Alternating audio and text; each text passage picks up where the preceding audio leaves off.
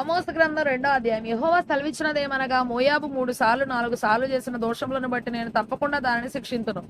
ఏలయనగా వారు ఎదోము రాజు ఎముకలను కాల్చి సున్నము చేసిరి. మోయాబు మీద నేను అగ్ని వేసేదను, అది కెరీయోతు నగర్లను దహించి వేయును. గొల్లును రణకేకలను బాకానాదమును వినబడుచుండగా మోయాబు చచ్చును. మోయాబీలకు న్యాయాధిపతి ఉండకుండా వారి నిర్మూలము చేసేదను. వారితో కూడా వారి అధిపతులను అందరినీ నేను సంహరించేదనని యెహోవా సెలవిచ్చుచున్నాడు. యెహోవా సెలవిచ్చినదేమనగా, యూదా 3 సార్లు 4 సార్లు చేసిన దోషములను బట్టి నేను తప్పకుండా వారిని శిక్షింతును. ఏలయనగా వారు తమ పితరులు అనుసరించిన అబద్ధములను చేపట్టి మోసపోయి యెహోవా ధర్మశాస్త్రమును విసర్జించి ఆయన విధులను గైకొనకపోయిరి. యూదా మీద నేను అగ్ని వేసేదను, అది యెరూషలేము నగర్లను దహించి వేయును. యెహోవా సెలవిచ్చినదేమనగా, ఇశ్రాయేలు 3 సార్లు 4 సార్లు చేసిన దోషములను బట్టి నేను తప్పకుండా దానిని శిక్షింతును. ఏలయనగా ద్రవ్యమునకై దాని జనులు నీతిమంతులను అమ్మివేయుదురు, పాదరక్షల కొరకై బీదవారిని అమ్మివేయుదురు. దరిద్రుల నోటిలో మన్ను వేయుటకు బహు ఆశ పడుదురు. దీనుల త్రోవకు అడ్డము వచ్చెదరు. తండ్రియు కుమారుడును ఒకదానినే కూడి నా పరిశుద్ధ నామమును అవమానపరచుదురు. తాకట్టుగా ఉంచబడిన బట్టలను అప్పగింపక వాటిని పరచుకొని బలిపీఠములన్నిటి యొద్ద పండుకొందురు.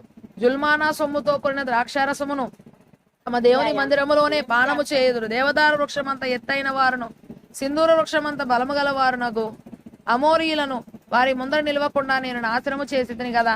పైన వారి ఫలమును క్రింద వారి మూలమును నేను నాశనము చేసితిని కదా. మరియు ఐగుప్తు దేశంలో నుండి మిమ్మల్ని రప్పించి అమోరీల దేశమును మీకు స్వాధీనపరచవలనని 40 సంవత్సరములు అరణ్యమందు మిమ్మల్ని నడిపించితిని కదా.